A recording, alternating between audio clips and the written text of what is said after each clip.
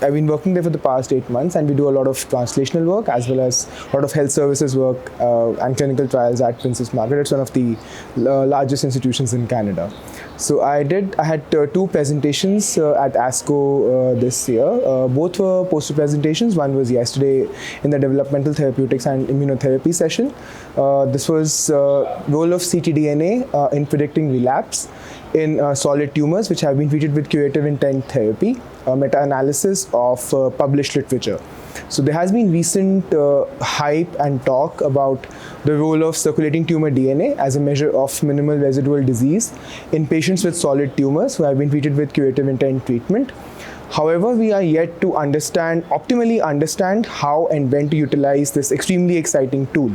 So we tried to look at all the published literature which has been there so far in different tumor sites and look at various time points at which ctDNA has been measured in them and see what the sensitivity and specificity is of this tool.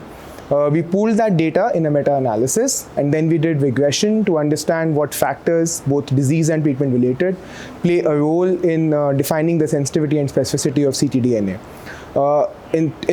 To briefly summarize the results, we found about 38 studies which have looked at it over the past 5 years, which is a huge number. We looked at sensitivity and specificity at both a landmark time point, which is a single time point post curative treatment where ctDNA was done, and we looked at surveillance time points, that is at multiple time points post treatment.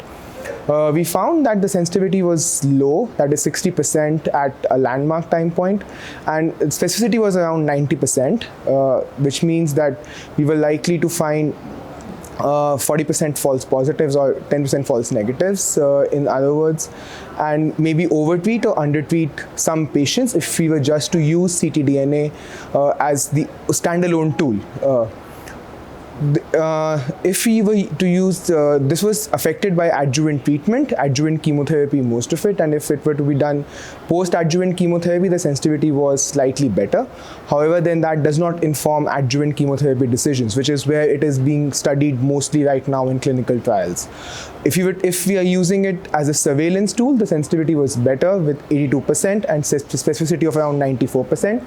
However, that informs decisions mostly for detecting early relapse and would inform future clinical trials as to if we could intervene earlier, and whether that would affect survival would have to be proven in randomized trials. We have gone that route before and treated asymptomatic patients based on a marker, the best evidence being in CA-OV, and have burned our fingers before. So we would need to be careful in terms of designing future studies and taking this, and we should just keep this data in mind and apply this in context while designing and looking at future studies.